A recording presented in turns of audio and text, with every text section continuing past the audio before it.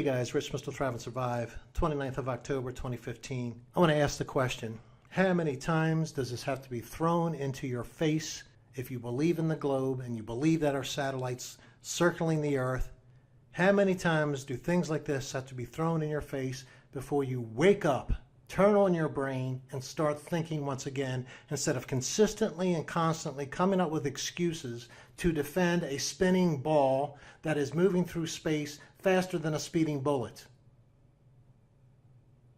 And it's in your face all the time. You just don't realize it because deep within the cobwebs of your brain, of your subconscious, and even your conscience, you have allowed the establishment, those in charge of it all, to flip the logic and being awake switch off.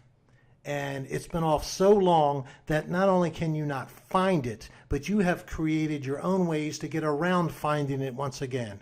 So for everybody who believes that we are on the spinning bullet moving through space with satellites moving with us and reporting on everything, let's take a look at a few new and old things that have happened and see if maybe we can dig through some of that denial that has been built up in your life. And I have to ask the question also. There were quite a few people that actually were questioning when I put a whole lot of things together. See, people don't generally want to stay asleep when you put a whole lot of things together in one video maybe or in one session. So I mentioned more than one thing at a time, which is what most people in this country and most thinkers, quote unquote thinkers, try to think of in the world. And that is handling more than one thing at a time.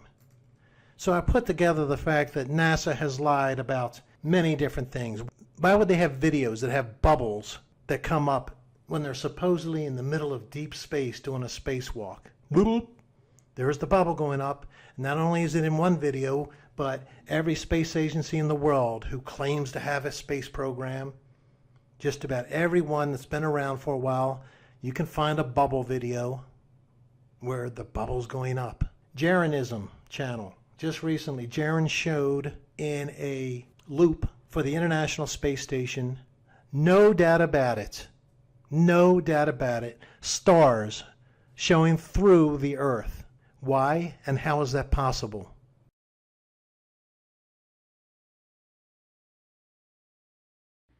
Look at that. Where do people live there? Underneath the ice? Is that ice? Is that just clouds that don't move? Come on, NASA fanboys, help me out. The other thing is, please remember that if something is true, it just feels right. It doesn't need explanations and mathematical proofs.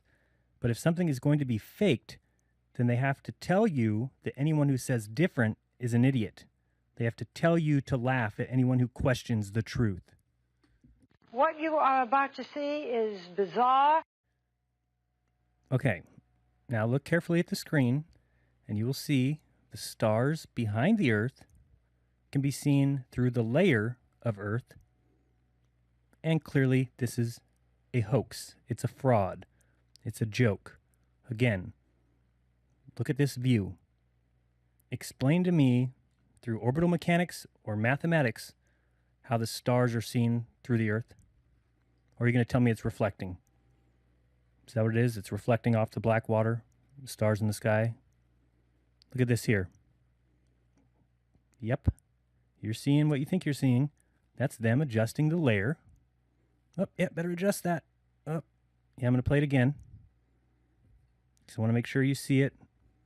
And it starts to sink in. You mean NASA could be lying to us?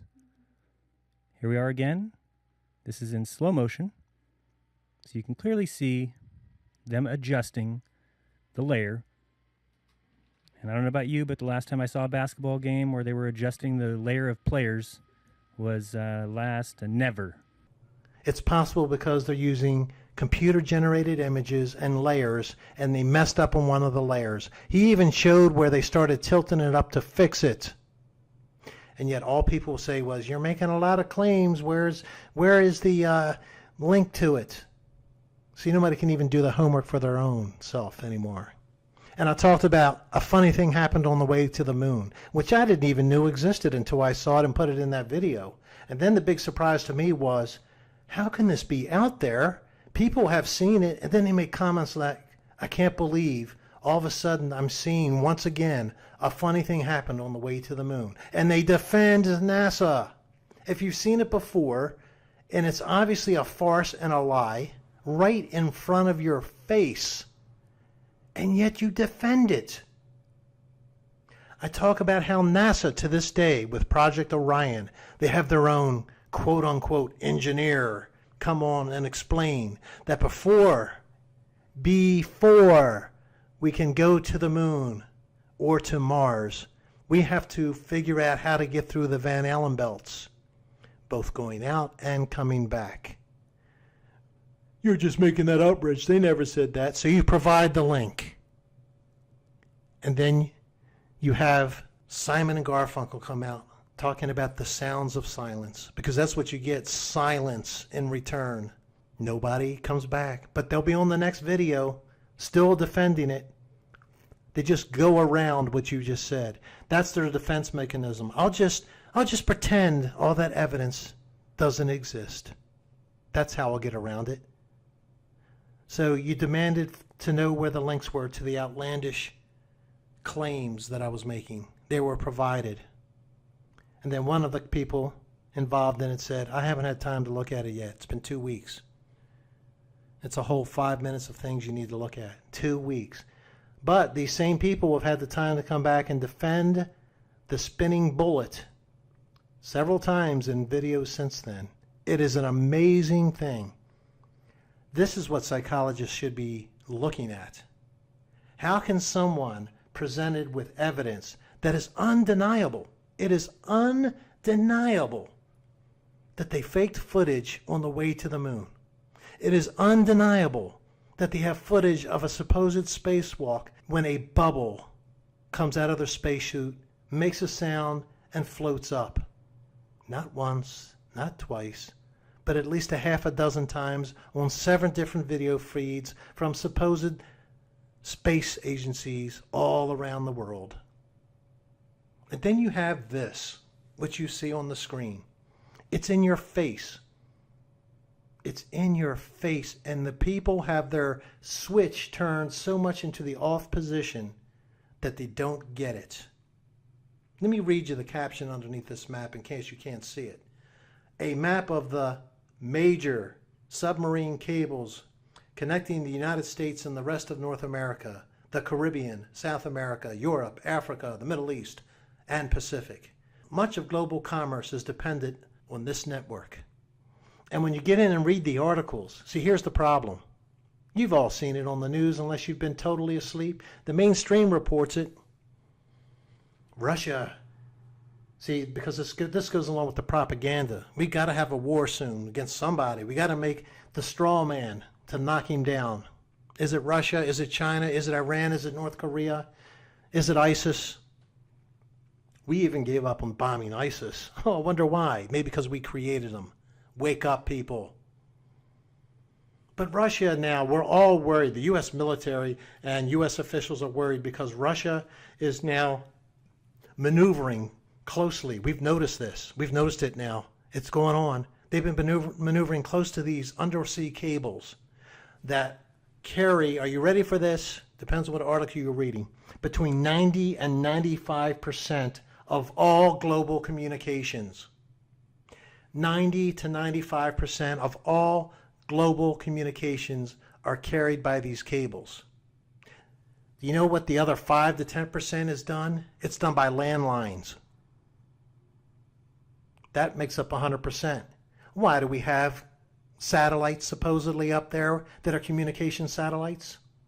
If 95% is using these cables to transmit global communications, and that means everything, folks. That means television, that means radio, that means, and these are radio stations, of course, that are covered on the internet or whatever. The internet, Fox News, CNBC News, CNN, telephone, telegraph. When you all add it up, it's 100%. It's either carried on land or it's carried undersea on cables. And things like radio, at least locally, they're carried in the air, aren't they? So wake the hell up. You're going to defend this? So why do we have If this is 95%, let's just go with the low number, 90%. Let's just say 50%. If 50% of global communications was because and available because of these undersea cables, why the hell do we have satellites up there? What percentage are they transmitting? And we're so worried because if Russia cuts the cables, we're going to be cut off from the rest of the world. We won't know what's going on. And that's correct. They should be worried because there are no satellites transmitting data. If there were, this would not be a problem. Do you get it? 90 to 95% of global communications are transmitted, admittedly, by our own military and our own government, by these cables. And people are asleep at the switch. Except they don't even know where the switch is. They're just asleep. Somebody should be asking, wait a minute. What about all this money we paid to have NASA launch these global communication satellites? And we're dependent on this? Let's take a look at something else that's totally ridiculous. Citizens arrest. Citizens arrest. Citizens arrest. I guess you got to be an old fan of the Andy Griffith Show to get that. Now, if I, as just plain John Doe, an ordinary citizen, were to see you making a U-turn, I'd have to make a citizen's arrest. Gomer, you'll be a better man if you'll try to think of us all working together for a common cause. Stop, Barney, stop! Citizens arrest! Citizens arrest!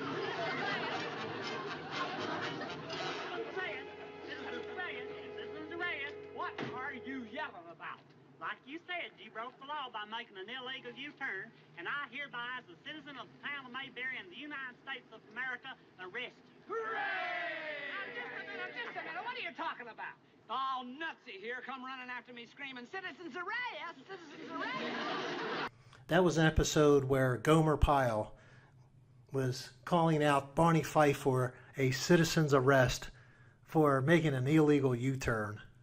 And here we have a blimp which made an illegal U-turn, so to speak. Blimp cable.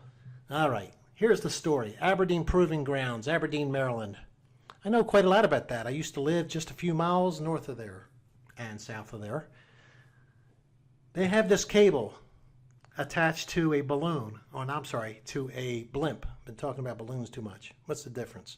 It's attached to a blimp that the cable goes up 16,000 feet, roughly 3 miles, okay? Roughly 3 miles up. It's made out of Vectran, V-E-C-T-R-A-N. I wish I had Vectran. It'd be good to have on a fishing pole because according to them, it never breaks. And it can withstand storms up to an excess of 100 knots. Did you just recently have an excess of 100 knot storm in the Baltimore area? Or did this cable, this Vectran from Vulcan, did it just snap? In any case, this spy, so to speak, blimp, provided by NORAD. In case you don't know what NORAD is, that is our defense mechanism. That's all part of our defense mechanism against nuclear warheads and missiles coming into the country. Well, at 16,000 feet, this blimp supposedly looks up and down the East Coast to monitor and recognize when incoming ballistic missiles could be coming from Russia or China or North Korea or Iran, or you pick the latest straw man that we're going after that needs to be knocked down. And that's what this blimp is looking for. And they admit that's what this blimp is looking for. And they show it how it's it broke loose and it landed in a Pennsylvania bohunk area. But in any case, why do we need blimps, people? Turn on your switch. If we have satellites, why are we dependent on a blimp to see if a missile is coming in from some other place? And supposedly this blimp is actually supposed to track it as well. Ooh, it's supposed to track it. Hopefully I don't have the volume on in this thing. Here we go. This guy's going to talk about it. WBAL, BAL's Baltimore. WBAL in Baltimore. They're in Abington, Harford County. There it is. Time lapse of the blimp being blown up. This is just a large weather balloon. That's all it is. It's just one of my weather balloons that's humongous. And just like my weather balloon, it's got cameras on it. And yet, God knows how many millions of dollars we spent on this piece of crap. But, you know, for as long as I can remember, there's always been a blimp above Aberdeen Proving Grounds. And, of course, they just say it's been up there for so many years. I haven't even lived there in so many years, longer than what they say. So that's what this is supposed to pick up, the missiles. Why can't a satellite pick this up? Why can't a satellite pick this up? Why are we depending on a freaking blimp for our national security? See, guys, if you got your switch on, this stuff makes no sense whatsoever. So we have a blimp that's defending the East Coast against international nuclear weapons coming in. This is all such a joke. And everybody wants to defend it. How can you defend this? Let's go on to something else. Orion is getting ready to launch.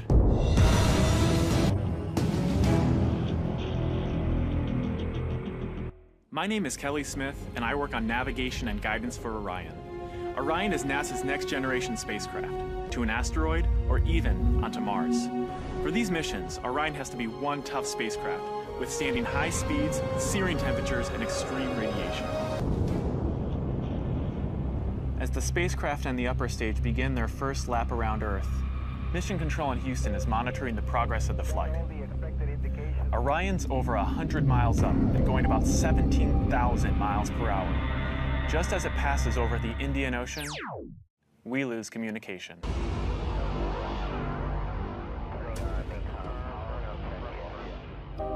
This is expected.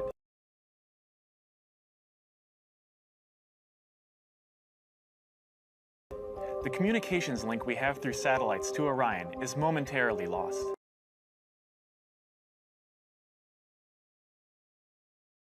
But Orion continues to receive and process data.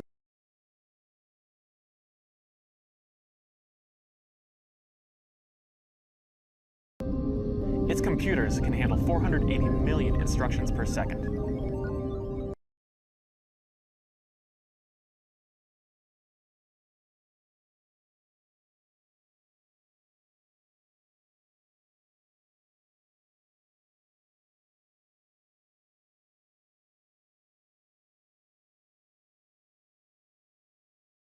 As we get further away from Earth, we'll pass through the Van Allen belts, an area of dangerous radiation. Radiation like this could harm the guidance systems, onboard computers, or other electronics on Orion.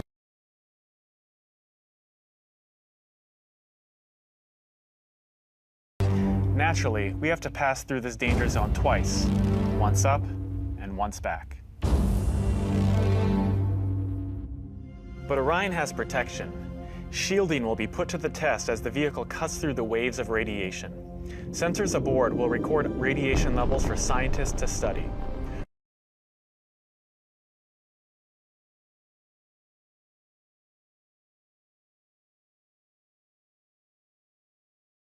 We must solve these challenges before we send people through this region of space. For this flight, it's time to head home. The upper stage.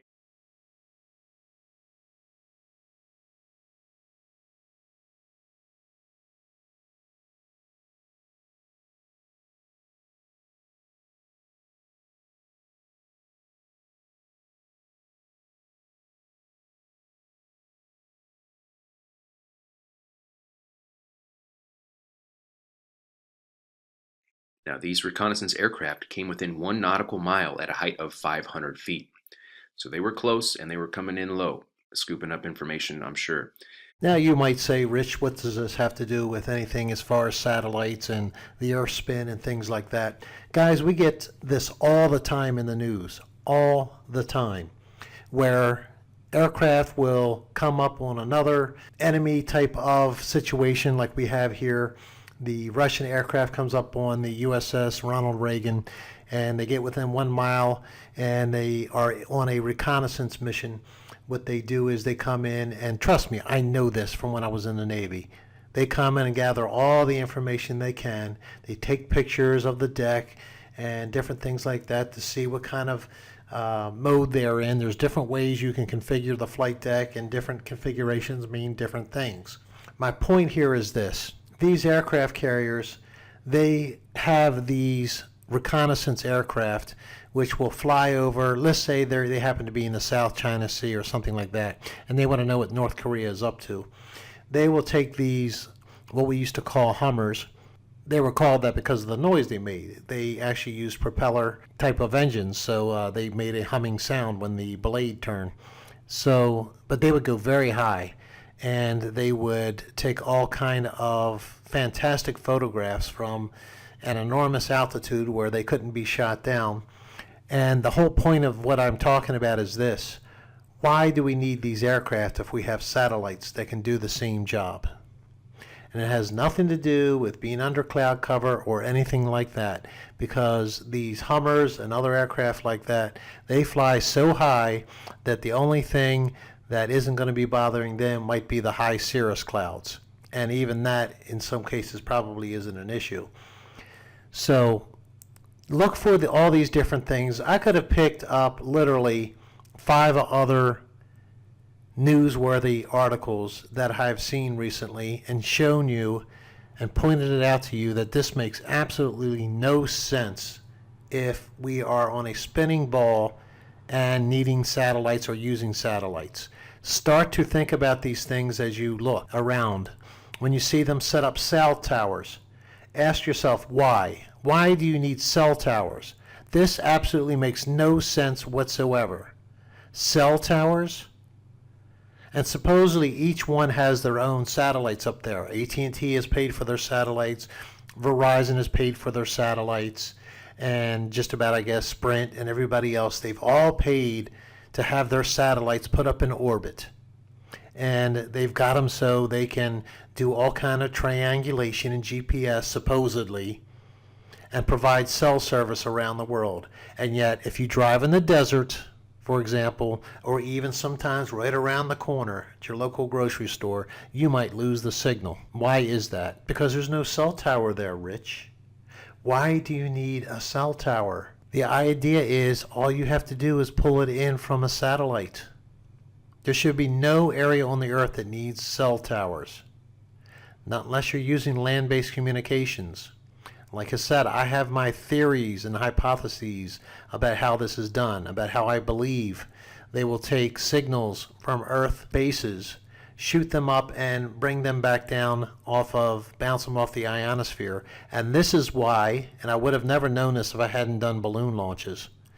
When the companies start telling me to make sure that I had a nearly 90-degree opening at the top of the cargo bay so that the GPS satellite quote-unquote reception could come in, that really raised a lot of concern, because as you go up, if you draw a map of it, as you go up higher and higher and higher, your signal should be dropping lower and lower and lower to pick up the GPS, not the other way around.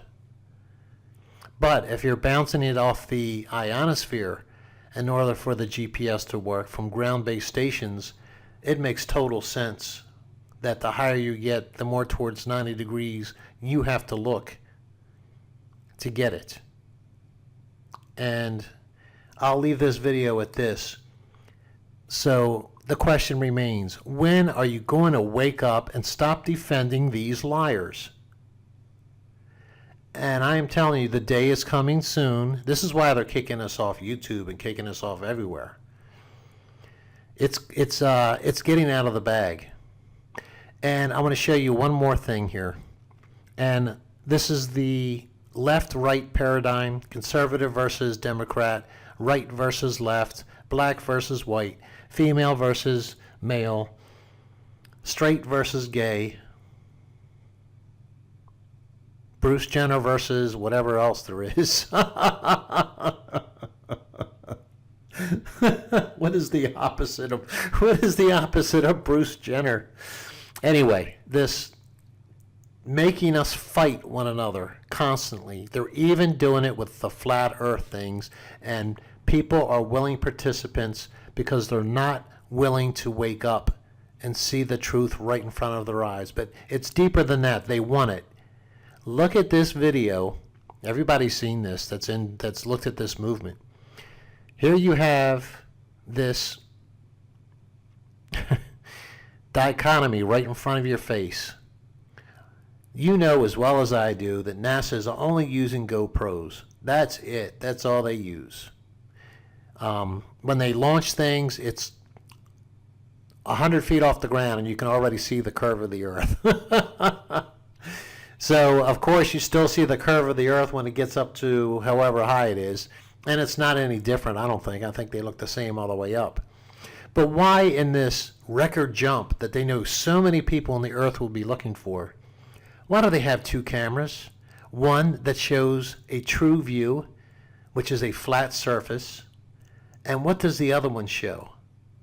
It shows a curve. They're throwing this left-right paradigm right in our face so that we'll argue and fight about it. Remember, if the people are divided, they will fall. And the whole idea is for us to fall and them to take over us. And we fall for it. So I'll leave you with that and ask the question once again, how long are you going to allow them to keep your switch turned off? Turn your switch on. Turn your brain back on. Start thinking. Don't worry about your emotions. Get over it. Get over the fact that you were wrong. And start digging in and helping the rest of us figure this lie out so that they will stop lying to us. Take care, everyone. Bye.